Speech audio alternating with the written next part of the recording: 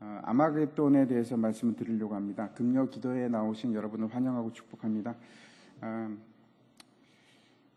지금 우리가 이제 마지막 재앙인 대접 재앙을 살펴보고 있습니다. 이제 2주 전에 또 해서 이제 여러분 기억이 가물가물하시고 잘 뭐가 있었는지 잘 기억을 못하실 수도 있을 것 같아서 제가 다시 한번 첫 번째 대접 재앙부터 시작해서 5번째까지 말씀을 잠깐 드리겠습니다.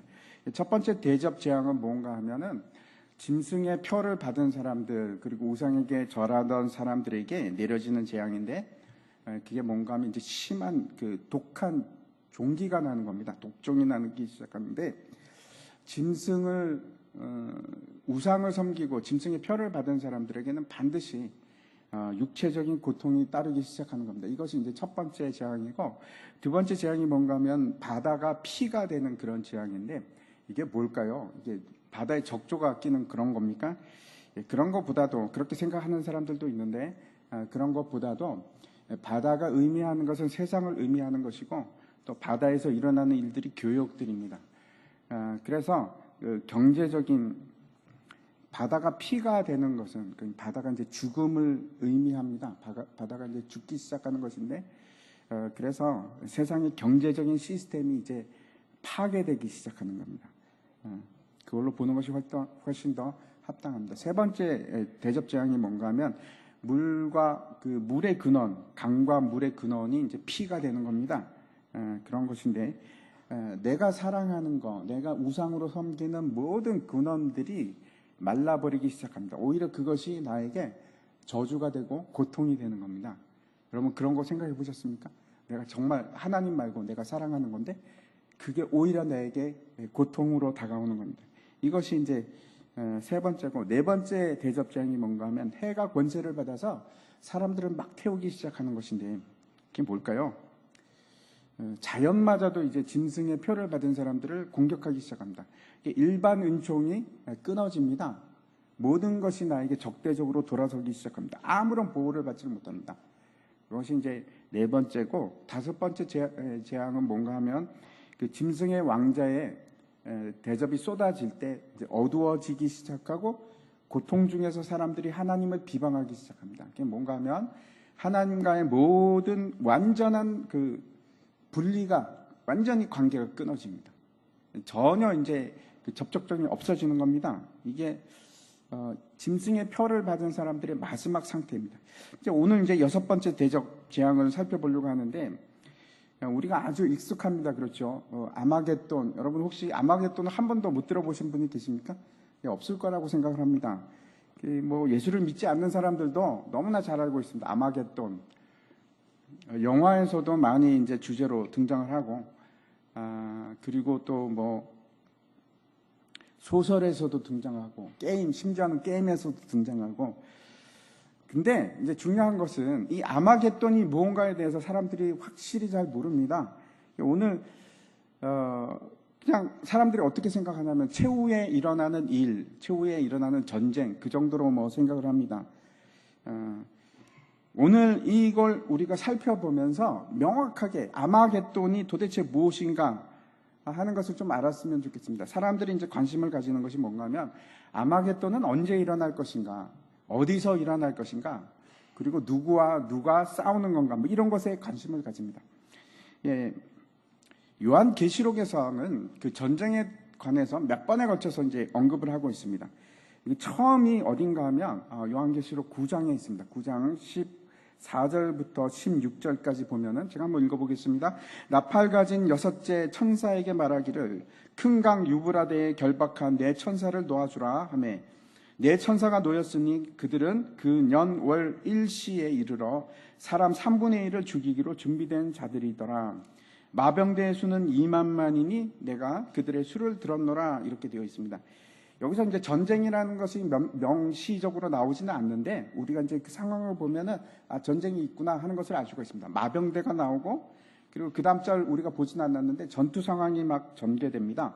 그래서 이 전쟁이 있구나 이런 것을 알 수 있습니다. 그런데 여기서 중요한 것이 뭔가 하면 유브라데 강이 언급이 되고 있습니다.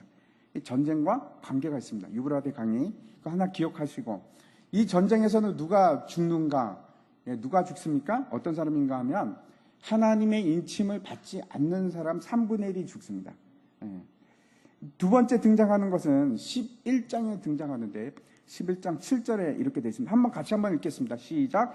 그들이 그 증언을 마칠 때에 무적행으로부터 올라오는 짐승이 그들과 더불어 전쟁을 일으켜 그들을 이기고 그들을 죽일 터인데, 이 짐승과 하나님의 두 증인 사이에 일어나는 그 증인이라고 불리우는 하나님의 사람들과의 전쟁입니다. 그리고 이제 계속해서 그 다음 장 한번 넘겨주십시오. 그 다음에도 보면 이제 전쟁이 16장에 나오고, 우리가 오늘 읽은 본문입니다. 그리고 19장에 나오고 20장에도 또 나옵니다. 근데 이 구절들의 특징이 있습니다. 그 특징이 뭔가 하면, 여기 나오는 세 구절에 나오는 그 20장 8절에 보면 싸움이라고 되어 있는데 사실은 똑같은 단어입니다. 전쟁하고 똑같은 단어입니다. 앞에 나온 것과. 근데 이 세 구절에 나오는 전쟁들이 동일하게 있는 게 있습니다. 우리 성경에는 나와 있지 않지만 그게 뭔가 하면 정관사입니다. 여러분, 정관사를 언제 쓰시는지 잘 아시죠? 그 전쟁입니다. 그 전쟁. 그러니까 그 전쟁이라고 하면 저와 여러분도 다 알고 있는 전쟁, 또는 앞에서 언급했던 전쟁, 상식적으로 알 수 있는 것들, 그게 그 전쟁입니다. 그러니까 이 세 구절 역시 다 그 전쟁이라고 하니까 똑같은 전쟁일까요? 아니면 다른 전쟁일까요? 예, 본질적으로 똑같은 전쟁입니다. 본질적으로 똑같은 전쟁입니다. 영어로 하면 더입니다. 더. 그 관사가 붙여 있는데, 어떤 사람들은 그럽니다. 이 세상에 그 종말에 있을 때 전쟁이 몇 번이 있을까? 2번이 있다고 하는 사람도 있고 1번이 있다고 하는 사람도 있습니다. 그런데 제가 명확하게 지금 제가 말씀드릴 수는 없지만은 본질은 하나입니다. 명확하게 하나입니다. 그 본질이 뭔가 하면 누구와 누구의 싸움일까요? 예, 악한 영의 세력과 사탄의 세력과 하나님의 백성 간의 싸움입니다. 그것이 전쟁입니다. 우리가 이제 뒤에 가서도 이제 찾아볼 텐데, 이 종말적 전쟁은 어디서도 계속 언급하고 있는가 하면 구약에서도 끊임없이 나옵니다. 끊임없이. 마지막 심판 때의 전쟁에 대해서. 언제나 제가 이제 앞에서 이제 말씀을 드렸는데, 이 6번째 대접 재앙을 살펴보면서 이 전쟁, 아마겟돈 전쟁에 대해서 두 가지 그 시각이 있습니다. 하나는 제가 계속해서 말씀드리지만 세대주의적 관점을 가지고 있는 사람들은 어떻게 생각을 하는가 하면, 이 아마겟돈 전쟁은 실제 전쟁이고 어디서 일어난다고 얘기를 합니까? 예, 무기또에서 일어난다고 얘기합니다. 아마겟돈이라는 곳에서 일어난다고 얘기하고, 그리고 그거는 그 단서 중에 하나가 유프라테스 강이 굉장히 중요한 역할을 한다, 이렇게 생각을 합니다. 한번 넘겨주십시오. 예, 저기가 무기또입니다. 아마겟돈이라고 하는 우리가 흔히 말하는 무기또 평원입니다. 굉장히 넓은 이 땅인데, 이제 저기는 농사가 굉장히 잘 된다고 합니다. 근데 아주 넓은 평야 같은 그런 곳입니다. 저곳이 이제 무기또인데, 많은 사람들이 어떻게 생각하냐면 저기서 마지막 때 큰 전쟁이 일어날 것이다, 이렇게 생각을 합니다. 또 다른 한편으로는 한쪽 사람들은 저기서 전쟁이 틀림없이 일어날 것이라고 얘기를 하고, 또 반대쪽에 있는 사람들이 있습니다.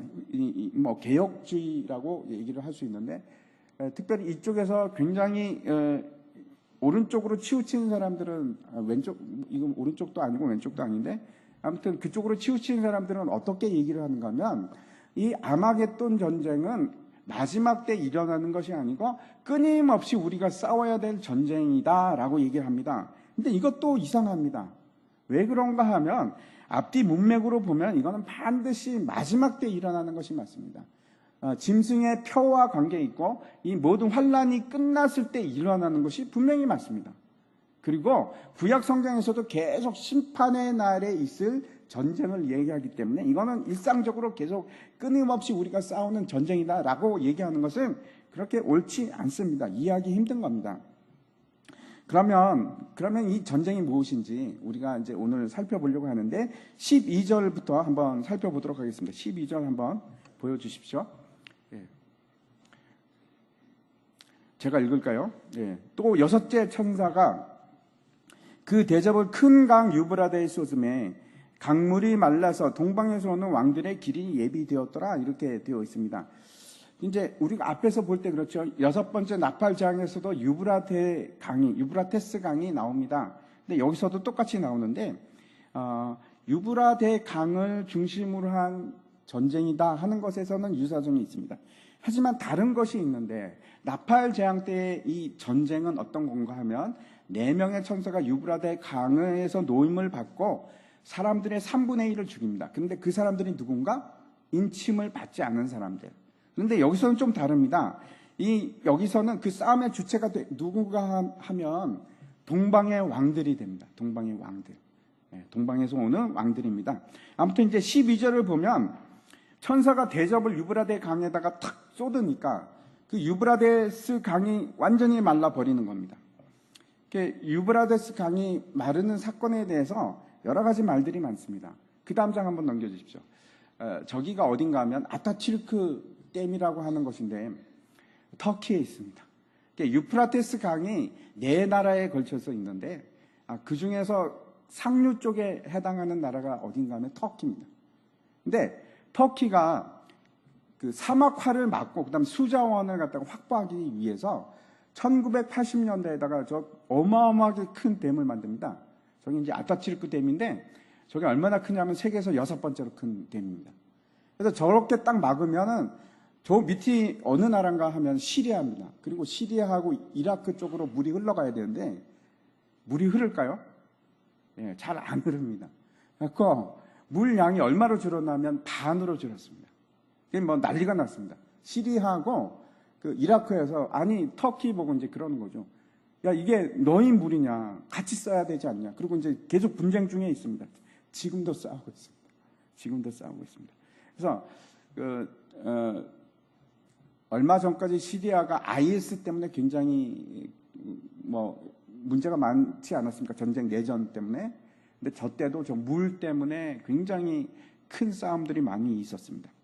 세 나라가 이 물 때문에 싸움을 하고 있는데 그래서 사람들이 저걸 보면서 그러는 겁니다. 유프라테스 강이 말라가고 있구나. 그럼 무슨 뜻입니까? 아마겟돈 전쟁이 지금 다가오고 있다. 이렇게들 얘기를 합니다. 과연 그런 뜻인가?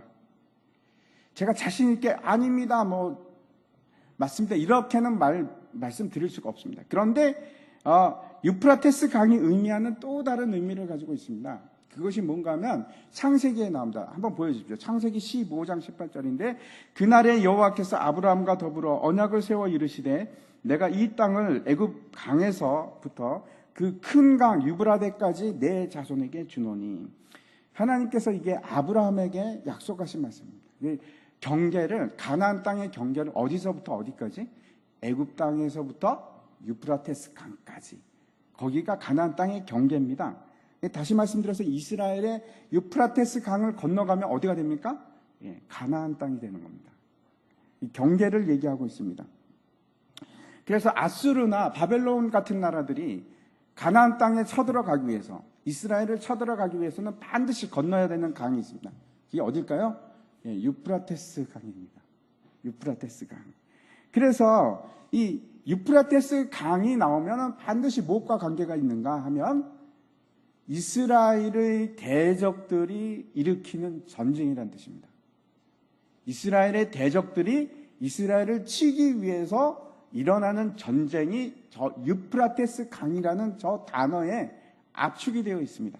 또 다른 하나 사건은 뭐냐면 이 유프라테스 강이 마르는 겁니다. 어떤 일이 있었는가 하면 옛날에 이제 바벨론 제국이 막강했죠. 느부갓네살 왕 때 굉장한 전성기를 누립니다. 그 바벨론 왕국이 어떻게 망하는가 하면 페르시아로부터 망합니다. 페르시아의 누구? 고레스 왕 때문에 망합니다. 그런데 이제 그 느부갓네살 왕이 바벨론 시를 그러니까 성을 어마어마하게 강력하게 만듭니다. 요새가 그 이중으로 어떤 부분은 사중으로 벽을 쌓아서 그 난공불락의 그런 요새입니다. 그리고 이제 그 안으로 뭐가 흐르느냐면은 유프라테스 강이 흘러갑니다. 통과하게 되어 있습니다. 근데 그런 강 위에 세워진 바벨론 성인데, 이제 그 고레스 왕이 그걸 침공을 할 때 그 강 때문에 침공을 못하는 겁니다. 그래서 어떻게 했는가 하면, 이건 믿거나 말거나인데, 유프라테스 강에 운하를 파가지고 그 물의 길을 바꿔버립니다. 놀랍지 않습니까? 지금도 아마 그런 공사를 하려면 어마어마한 공사할 텐데, 아무튼 기록에 의하면 그렇게 되어 있습니다. 그래가지고 유프라테스 강이 길이 바뀌어서 바벨론 성에 물이 다 말라버립니다. 그래서 그때를 틈타서 고레스 왕이 기습 공격을 해갖고 하루아침에 바벨론이 무너집니다. 성경에도 이제 다니엘서 보면 나와 있는데, 기억하십니까? 메네메네 데갈 우르바신, 이제 벨사살 왕이 막 연애를 하고 있는데 손가락이 하나 나타나서 벽에다가 막 글씨를 씁니다. 메네메네 데겔 우르바신이라는.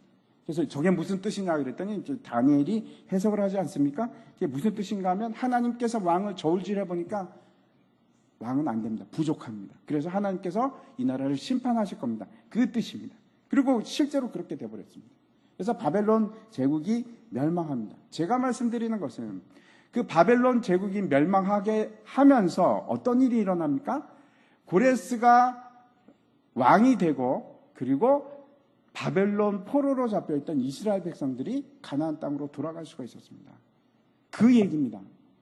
다시 말씀드리면 뭔가 하면, 성경에서 마른 땅이 나타나는 것은 어떤 것과 반드시 관계가 있는가 하면, 그 중에 한 것을 한번 보겠습니다. 에레미야 51장 말씀인데 제가 읽어보겠습니다. 그러므로 여호와께서 이와 같이 말씀하시되, 보라, 내가 내 송사를 듣고 너를 위하여 보복하여 그 바다를 말리며 그의 샘을 말리리.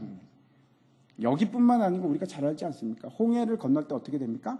하나님께서 큰 동풍을 불게 하셔서 홍해를 그냥 마른 땅으로 만들어 버립니다. 그래서 가나안으로 갈 때 이스라엘 백성들은 구원을 받고 애굽의 군단은 거기서 몰수를 당합니다. 그것이 이 마른 땅의 의미입니다. 언제나 그렇습니다.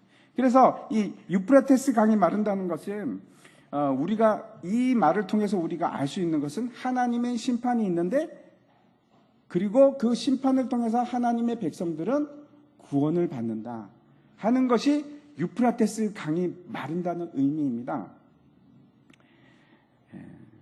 13절 한번 보도록 하겠습니다. 13절인데 14절이 아니고 13절인데 없습니까? 13절 제가 한번 읽겠습니다. 또 내가 봄에 개구리 같은 새 더러운 영이 용의 입과 짐승의 입과 거짓 선지자의 입에서 나오니, 새 더러운 영이 나오는데 그 영이 뭐와 같다고 합니까? 개구리 같다고 합니다. 여러분 혹시 개구리 좋아하십니까? 개구리 맛있지 않습니까? 드십니까? 저는 먹다가 굉장히 고생했습니다. 근데 개구리 하면은 성경에서 나타나는 것이 몇 군데가 있는데, 하나는 그겁니다. 제일 대표적인 것이 애굽에서 10가지 재앙이 내릴 때 개구리 재앙입니다. 개구리는 레위기에 보면은 가증한 것이다 이렇게 얘기를 합니다. 왜 가증할까요? 개구리는 왜 가증할까요? 물에 사는 생물 중에서 지느러미가 없거나 비늘이 없으면 다 하나님께서 뭐라고 하냐면 가증하다 이렇게 말씀을 합니다. 왜 비늘이 없으면 왜 가증합니까? 우리도 잘 모릅니다. 그런데 보면은 물고기 중에서 비늘이 없거나 지느러미가 없는 물고기는 주로 땅바닥에 붙어서 살거나 아니면 더러운 물에서 삽니다. 대부분이 그렇습니다. 비늘이 있고 지느러미가 있는 그런 물고기는 깨끗한 데서 삽니다. 거의 예외가 없습니다.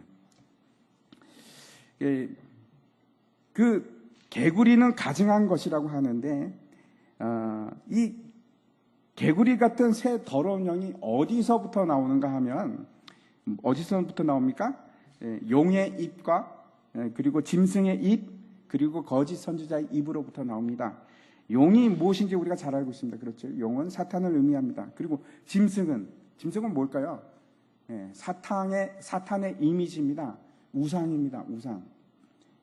이 땅에 세워진 짐승이 사탄의 형체를 드러내기 위한 것들이고, 그리고 거짓 선지자는 그 짐승이 옳다라고 얘기하는 사람들입니다. 진리가 아닌 거짓을 주장하는 사람들, 그 사람들이 거짓 선지자들입니다. 그런데 이 더러운 영이 어디서부터 나오는가 하면 입으로부터 나옵니다. 도구로 삼는 것이 말입니다. 말로부터 시작을 합니다. 계속해서 14절을 보면 이렇게 되어 있습니다. 14절 같이 한번 읽겠습니다. 시작. 그들은 귀신의 영이라 이적을 행하여 온 천하 왕들에게 가서 하나님 곧 전능하신 이의 큰 날에 있을 전쟁을 위하여 그들을 모으더라. 마태복음에 보면은 또 이렇게 되어 있습니다. 24장 24절인데 거짓 그리스도들과 거짓 선지자들이 일어나 큰 표적과 기사를 보여 할 수만 있으면 택하신 자들도 미혹하더라, 이렇게 말씀하고 있습니다. 이 귀신의 영들이 사람을 어떻게 유혹을 하는가 하면 첫 번째로 말로 합니다. 그럴듯하게. 제가 참 놀라운 것은 예수를 그렇게 오래 믿었어도 단지 몇 달 만에, 두세 달 만에 이단에 넘어갑니다. 교육을 받고 이단으로 넘어갑니다. 왜 그런가 하면 귀신의 영이라서 그렇습니다. 귀신의 영이라서. 얼마나 교묘한지 모릅니다. 절대로 성경을 전체적으로 보지 못하게 합니다. 가르치는 것만 외우게끔 합니다. 그리고 마치 미끼를 물게 하듯이 그렇게 해서 몇 가지 궁금한 것에 대해서 아주 명확한 듯 보이는 답을 주고, 그리고 데리고 갑니다. 그리고 나머지는 다 잊어버리게 만듭니다. 여러분, 성경을 아셔야 됩니다. 성경을 아셔야 됩니다. 우리 주위에도 지금 얼마나 많은 이단들이 있는지도 모르고, 제가 굉장히 위험감을 느끼고 있습니다. 여러분, 넘어가지 않기 위해서 여러분이 반드시 명확하게 알아야 되는 것이 하나님의 말씀입니다. 그리고 이단들을 보시면은 반드시 거기에 누가 들어갑니까? 하나님과 성령 외에 사람이 꼭 들어갑니다. 다시 말씀드려서 짐승이 들어갑니다. 절대 성경은 사람을 앞세우지 않습니다. 여러분, 그런 곳이 한 곳이라도 있습니까?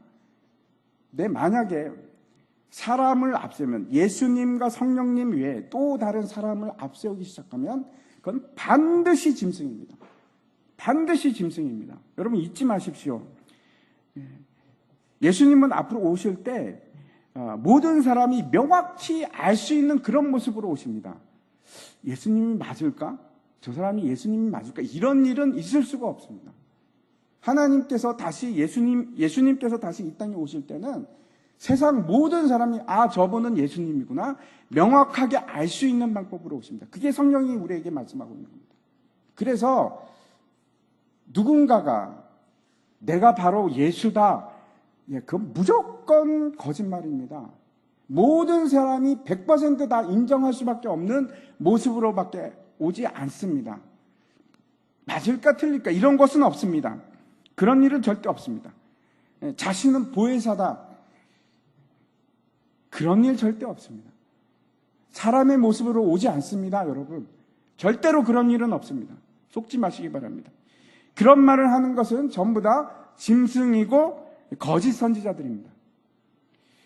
제가 다시 한번 말씀드립니다. 이 귀신들의 영들은 첫 번째 교묘한 말로 와서 우리를 미혹게 하는 것이고, 그런데 그것으로 끝나는 것이 아니고 두 번째가 있습니다. 두 번째는 어떻게 하는가 하면 큰 표적과 기사로 우리에게 옵니다. 여러분, 기억하십시오. 반드시 그런 일이 있습니다. 기적을 일으킬 겁니다. 여러분 앞에서 도저히 상상할 수 없는 기적을 일으킬 겁니다. 그러면 여러분 어떻게 하시겠습니까? 따라가시겠습니까? 사람을 병을 낫게 하고 심지어는 죽은 사람을 일으킬 겁니다. 그러면 어떻게 하시겠습니까, 여러분?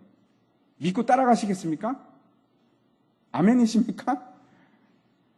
아닙니다. 제가 다시 한번 간곡하게 말씀드립니다. 절대 따라가시면 안 됩니다. 이제는 기준이 기적이 아닙니다. 하나님의 말씀입니다. 기적으로 판단하지 마십시오. 누가 사람을 낫게 했다, 낫든지 말든지 상관없이 그 사람이 무슨 말을 하는가가 중요합니다. 그가 성경에 있는 말씀을 하고 있는가? 자기 말을 하는가? 그게 판단 기준입니다. 표적이 아닙니다. 절대로 속지 마십시오. 세 번째, 이렇게 사람들을 미혹하는 이유가 있는데 그 이유가 뭐냐면 사람들을 모으기 위해서. 왜 모을까요? 사람을 왜 모을까요? 하나님과 전쟁을 하기 위해서 그렇습니다. 그것이 아마겟돈 전쟁입니다. 15절을 보도록 하겠습니다. 15절. 다시 한번 우리가 같이 읽겠습니다. 시작. 보라, 내가 도둑같이 오리니 누구든지 깨어 자기 옷을 지켜 벌거벗고 다니지 아니하며 자기의 부끄러움을 보이지 아니하는 자는 복이 있도다. 우리가 이제 쭉 읽다가 이 구절을 보면 갑자기 당황하게 됩니다. 아니, 왜 이 구절이 여기 있을까? 전쟁 얘기를 하다가 왜 여기 이런 말씀을 하고 있을까? 지금 귀신의 영들이 사람들을 미혹해갖고 막 모아갖고 지금 전쟁을 하려고 하는데 왜 갑자기 이런 말씀이 나오고 있을까? 마치 이제 주변 문맥과 전혀 맞지 않는 그런 말씀처럼 보입니다. 그런데 이 구절이 명확하게 아마겟돈 전쟁의 실체를 우리에게 지금 알려주고 있는 겁니다. 아마겟돈 전쟁이 도대체 어떤 전쟁인지 이 구절이 우리에게 분명히 증거가 됩니다. 여러분 아마 성경을 보면 이 구절은 어떤 색으로 되어 있냐면 빨간색으로 되어 있을 겁니다. 제 성경도 빨간색으로 되어 있습니다. 왜 빨간색으로 되어 있을까요? 누구의 말씀이라서? 예수님의 말씀이라서 빨간색입니다. 예수님께서 우리에게 이 얘기를 하시는 겁니다. 그런데 반드시, 그럼 왜 이 말씀을 하실까요? 이 전쟁은 반드시 예수님께서 오시는 심판의 날과 관계가 있다. 이 말씀을 하시는 것이고, 그리고 이 구절을 보면 여러분 떠오르는 것이 있습니까? 우리가 앞에서 봤는데 어디서 나오냐면 요한계시록 3장에 나옵니다. 요한계시록 3장에서 예수님께서 소아시아에 있는 7교회를 향해서 말씀하실 때 라우디게아 교회를 향해서 하신 말씀 중에 일부분입니다. 자신은 부여하고 부족한 것이 없는 것 같다고 그렇게 생각을 하는데 예수님께서 그러시는 거예요. 실상은 너는 영적으로 벌거벗은 자야. 그 말씀을 지금 하고 계시는 겁니다. 옷을 입어라. 이해가 가십니까? 지금 점점 더 지금 명확하게 이 전쟁의 실체가 무엇인지 우리에게 지금 말씀하고 있는 겁니다. 그래서 만약에 이게 실제적인 전쟁이라서 총과 칼이 필요한 전쟁이라면 우리에게 다른 지침을 주실 겁니다. 다른 지시가 있을 겁니다. 야, 열심히 훈련해. 이제 진짜 전쟁이 있으니까 총검술도 연습하고. 근데 그게 아니고 예수님께서 지금 우리에게 뭐라고 얘기하시는가 하면 옷을 입으랍니다. 옷을 입으랍니다. 전쟁을 대비해서 옷을 입으랍니다. 계속해서 한번 16절 말씀 보도록 하겠습니다. 16절 말씀 같이 한번 읽겠습니다. 시작. 새 영이 히브리어로 아마겟돈이라 하는 곳으로 왕들을 모으더라. 사실 이제 오늘 말씀 중에서 가장 중요한 단어가 뭔가 하면 이 아마겟돈입니다. 도대체 이 아마겟돈이라는 뜻이 뭘까? 이것을 이해하면 우리가 이 전쟁의 실체가 무엇인지 분명하게 알 수 있습니다. 먼저 생각해 보아야 할 것이 독특하게 아주 독특한 문체를 쓰고 있습니다. 뭐라고 얘기하냐면 히브리어로 아마겟돈이라 이렇게 얘기를 합니다. 이렇게 얘기하는 사람은 누구밖에 없는가 하면 요한밖에 없습니다. 성경에서 이런 식으로 쓴 거는 그러면 어디만 나올까요? 요한복음과 요한계시록 그곳에만 저런 문체로 쓰고 있습니다. 히브리어로 이렇다라고 얘기하는 것은. 사도 요한만 독특하게 쓰는 문체인데 그런 구절이 한 7개 정도 됩니다.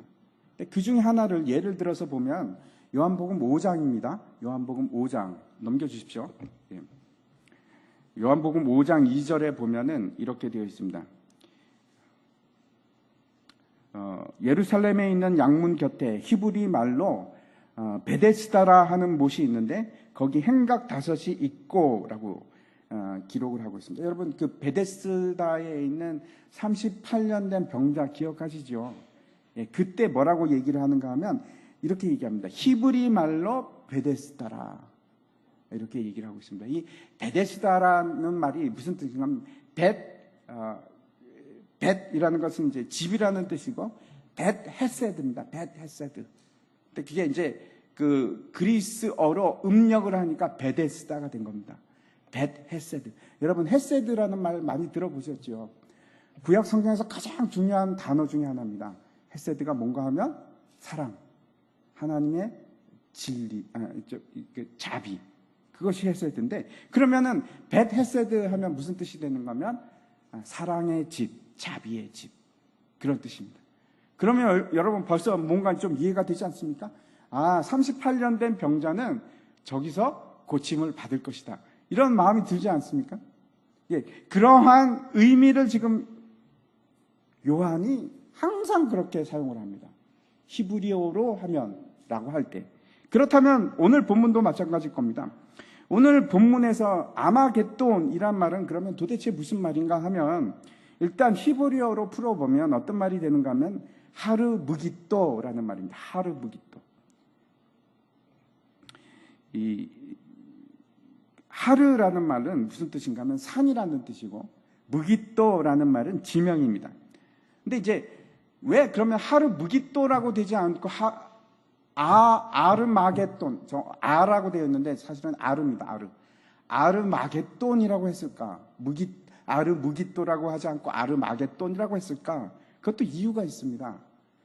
구약 전체에서 무깃도가 여러 번 나오는데 그 중에서 단 한 번만 무깃도라고 쓰지 않고 마깃돈이라고 쓴 곳이 있습니다. 그곳이 어딘가 하면 스가랴서 12장 말씀입니다. 한번 보여주십시오. 제가 읽어보도록 하겠습니다. 그날에 예루살렘에 큰 애통이 있으리니 무깃도 골짜기 하다드림몬에 있던 애통과 같을 것이라. 예, 여기서 왜 이 12장 11절이 중요한가 하면 우리 성경에는 무깃도라고 썼습니다. 근데 사실은 원어상에서 저기서 무깃도라고 쓰여 있지 않고 메깃돈이라고 쓰여 있습니다. 메깃돈. 저기만 독특하게 그렇게 쓰여 있습니다. 무슨 뜻일까요? 구약 전체는 다 무깃도라고 썼는데 저기만 메깃돈이라고 쓴 겁니다.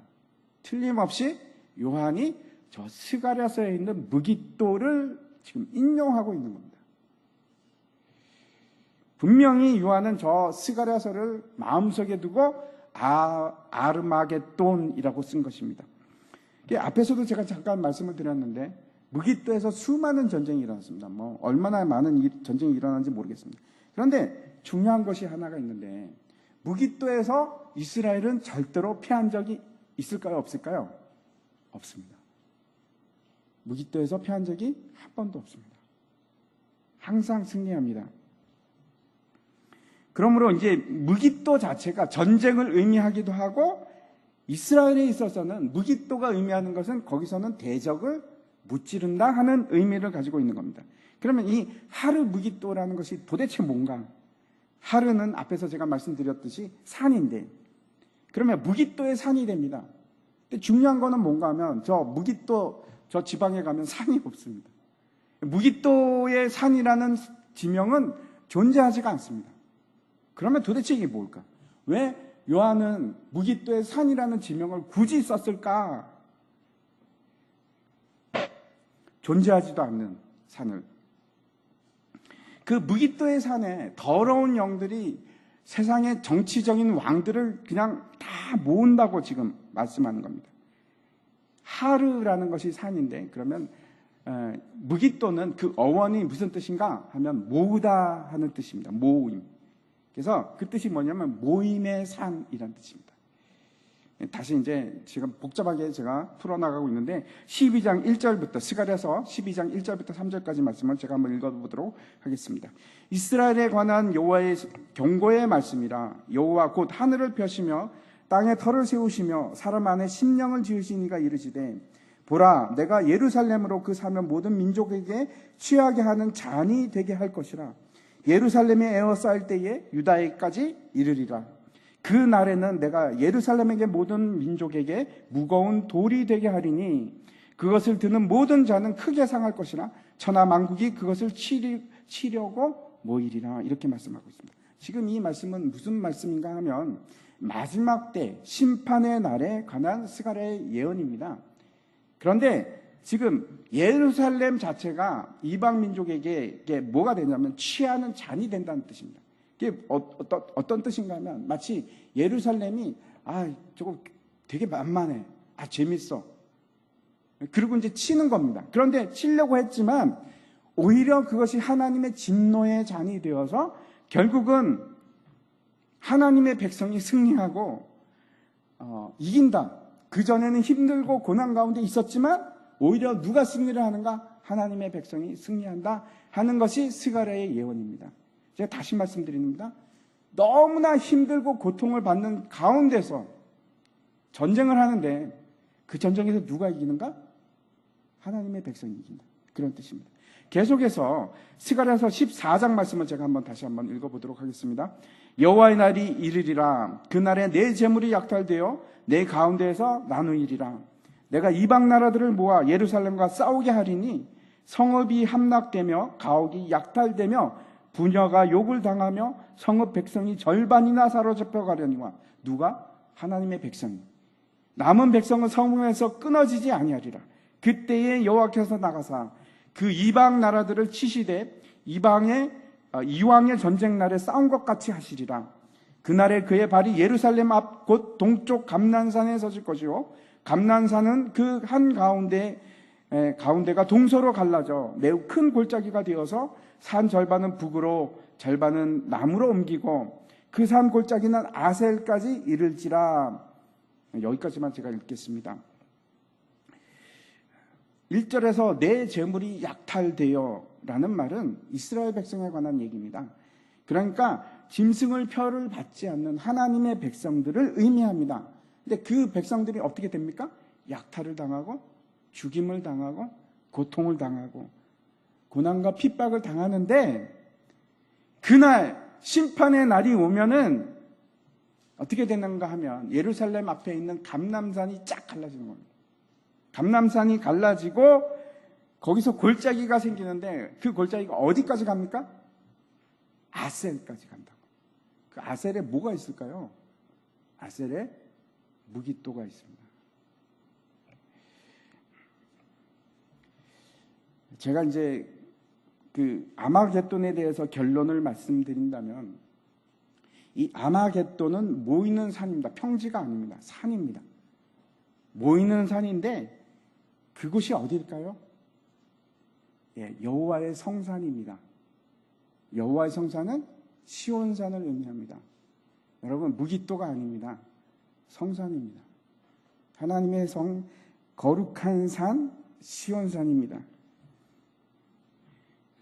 그래서 이 아마겟돈 전쟁은 저 무기토에서 일어나는 전쟁이 아니고 마지막 영적인 전쟁인데 하나님의 거룩한 산에서 성산. 거기가 어딜까요? 교회. 이런 겁니다. 마지막 때가 되면 모두가 여호와의 성산으로 올라가려고 합니다. 한 부류는 주께 예배하기 위해서 갑니다. 시편 43편 말씀인데 넘겨주십시오. 제가 한번 읽겠습니다. 주는 나의 힘이 되신 하나님이시거늘 어찌하여 나를 버리셨나이까? 내가 어찌하여 원수의 억압으로 말미암아 슬프게 다니나이까? 주의 빛과 주의 진리를 보내시어 나를 인도하시고 주의 거룩한 산과 주께서 계시는 곳에 이르게 하소서. 예배하기 위해서 성산에 올라가는 사람들이 있고 또 한 부류는 하나님을 대적하기 위해서 그 성산을 올라가는 겁니다. 그래서 마지막 전쟁이 되면 우리는 어디로 올라가고 있습니까? 지금 성산을 향해서 올라가는데 또 다른 부류들은 짐승을 섬기는 자들은 하나님을 대적하고 하나님의 백성들과 싸우기 위해서 그 성산을 향해서 치닫는 겁니다. 그래서 어디서 만납니까? 그 성산에서 우리가 만납니다. 그리고 거기서 전쟁이 있게 되는데 그게 아마겟돈 전쟁입니다. 그래서 이 전쟁에서 우리에게 필요한 것은 총과 칼이 아닙니다. 총과 칼이 아닙니다. 이것은 어떤 전쟁이냐 하면 우리에게 있어서는 산을 오르는 전쟁입니다. 그러면 우리가 어떻게 해서 산을 올라갈까요? 여러분 어떻게 하면 산을 올라갈 수 있습니까? 거기에 대해서 시편 15편에서 아주 분명하게 말씀하고 있습니다. 제가 한번 읽어보겠습니다.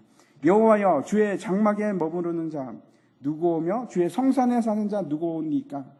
정직하게 행하며 공의를 실천하며 그의 마음에 진실을 말하며 그의 혀로 남을 허물하지 아니하고 그의 이웃에게 악을 말하지 아니하며 그의 이웃을 비방하지 아니하며 그의 눈은 망령된 자를 멸시하며 여호와를 두려워하는 자들을 존대하며 그의 마음에 서원한 것은 해로울지라도 변하지 아니하며, 그리고 쭉 계속해서 나가는데 제가 여기까지만 읽겠습니다.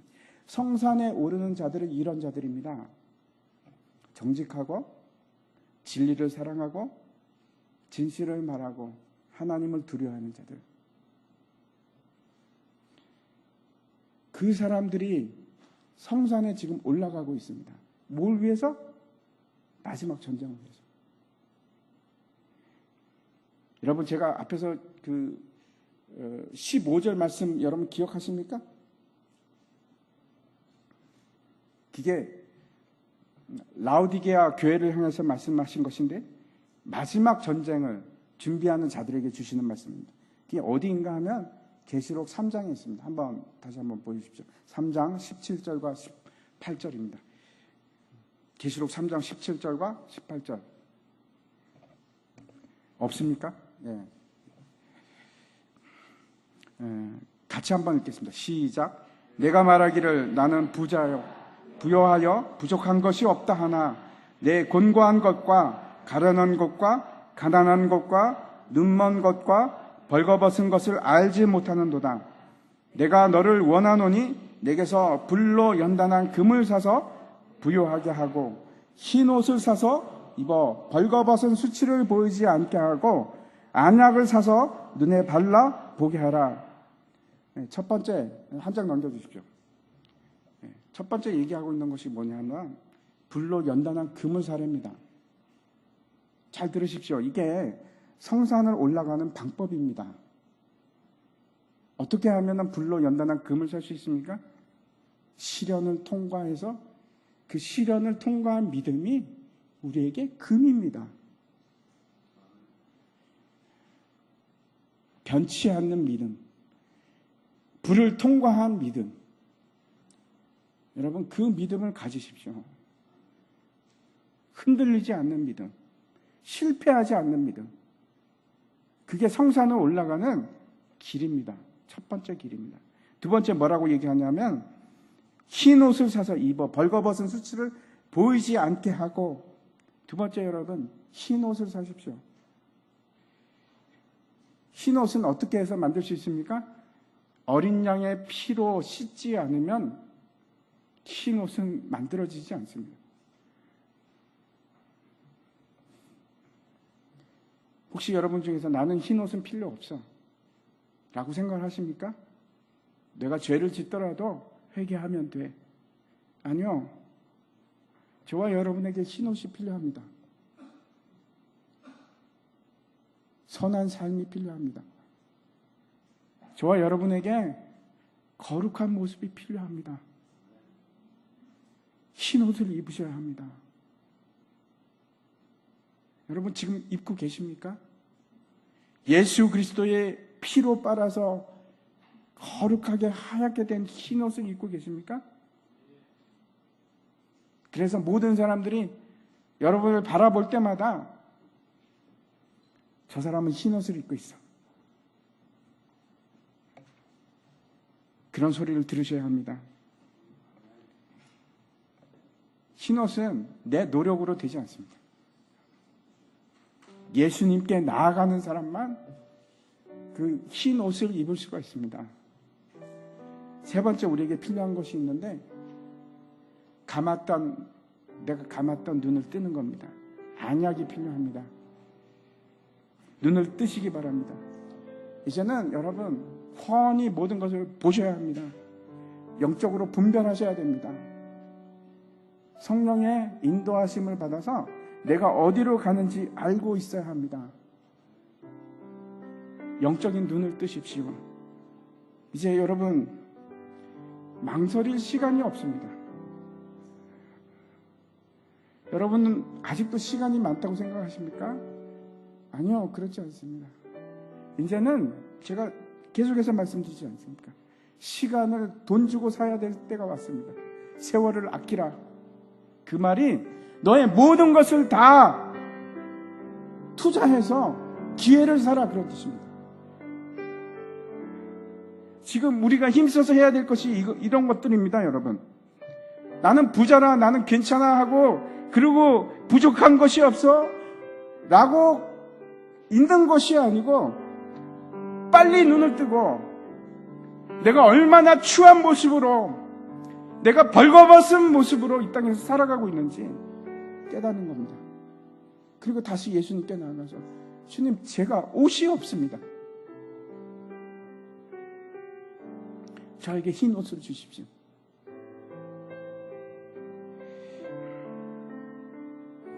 여러분, 고난 두려워하지 마십시오. 반드시 고난을 통해서 우리가 가지는 것이 있는데 변하지 않는 믿음을 가질 수가 있습니다. 이제 제가 다시 한번 말씀드립니다. 우리에게 필요한 것은 성산에 올라가서 이제 전투하는 일이 남았습니다. 그게 마지막 전투 아마겟돈입니다. 적들은 그쪽으로 사람들을 이제 모을 겁니다.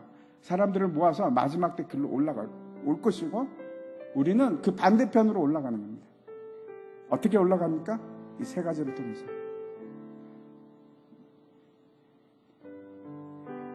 시련을 통과한 믿음을 통해서 흰 옷을 입고 거룩한 삶을 사셔야 됩니다. 거룩하게 사십시오. 그렇게 하셔야 합니다. 그게 마지막 전쟁을 준비하는 일입니다. 그리고 이제 성령을 따라서 성령이 인도하시는 대로 그 산을 올라가시기 바랍니다. 나는 그 길을 찾을 수가 없습니다. 성령의 지도를 받으십시오. 그리고 그 하나님의 거룩한 산에 올라가시기 바랍니다.